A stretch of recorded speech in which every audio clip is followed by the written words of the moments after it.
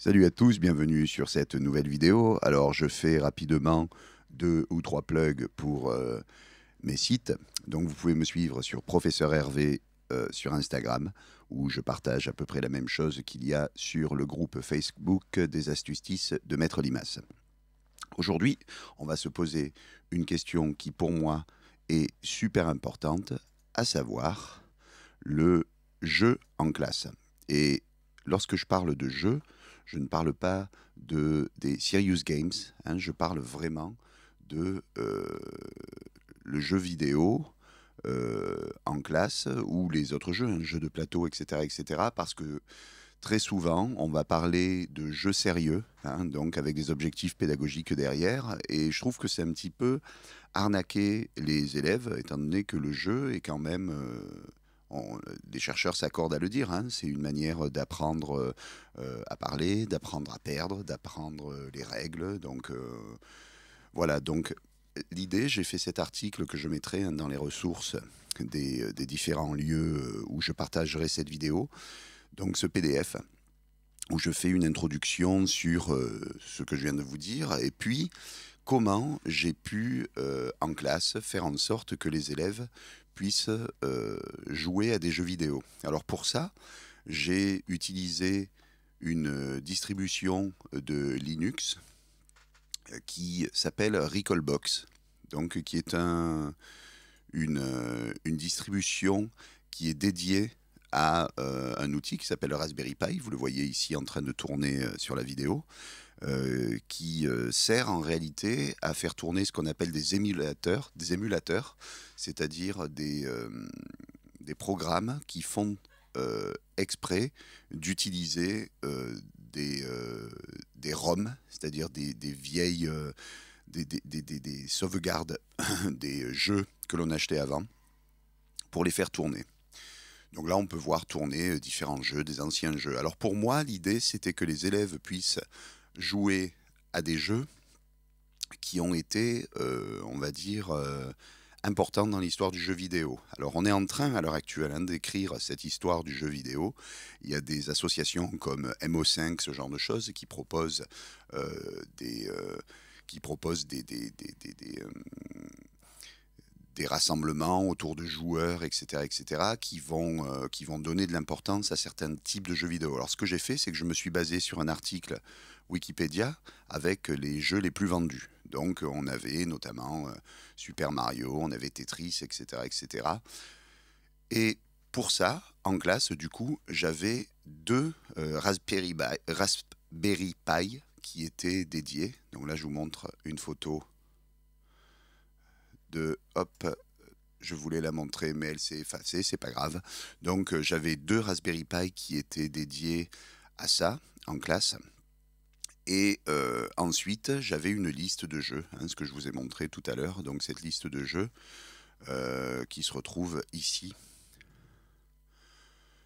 Hein, donc on avait Space Invaders, Pac-Man, Donkey Kong, Tetris, avec chaque fois le système qui était important, donc les jeux d'arcade, etc., qui étaient quand même que les élèves ne connaissent plus. Hein, c'est quelque chose qui n'existe plus à l'heure actuelle. Donc on avait toute cette liste de jeux et le but était ensuite donc d'y jouer, d'en profiter et ensuite de partager avec les autres lors des temps, avec le plan de travail hein, évidemment, de pouvoir profiter de ces jeux et ensuite de répondre à certaines questions pour avoir une trace dans le cahier. Donc j'ai créé pour ça un fichier que j'ai surnommé l'histoire des jeux vidéo. Donc on le voit ici. Donc là la fiche 00.1 qui est en réalité la façon d'apprendre comment on navigue dans le système de Recalbox. Donc voilà là par exemple comment on choisit son système. On va avoir également, donc ce sont des fiches qui sont basées un petit peu sur ce que l'on trouve dans les fichiers PEMF, hein, qui sont édités par le mouvement Freinet, avec au départ des questions, et puis par analogie derrière l'exercice à faire.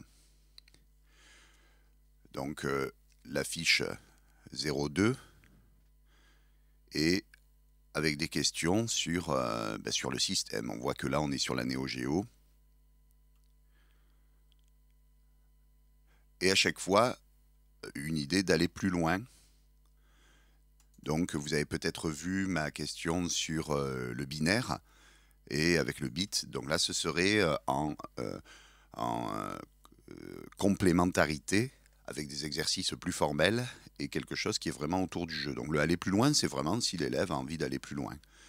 Donc là, on voit Pac-Man, les réponses de Pac-Man.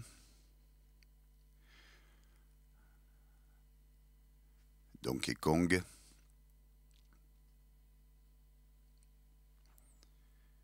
Avec les réponses aux questions, hein. Donc c'est autocorrectif. Tetris. Donc je me rappelle d'un tournoi avec Tetris en classe. C'est moi qui ai gagné.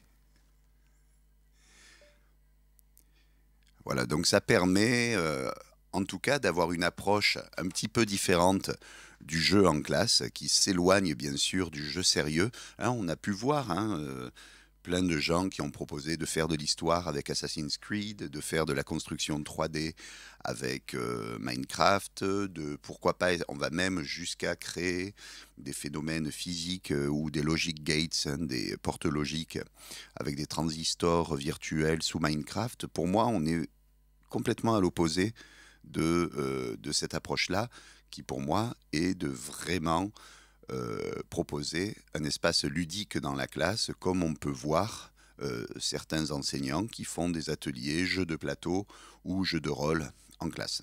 Voilà, à bientôt.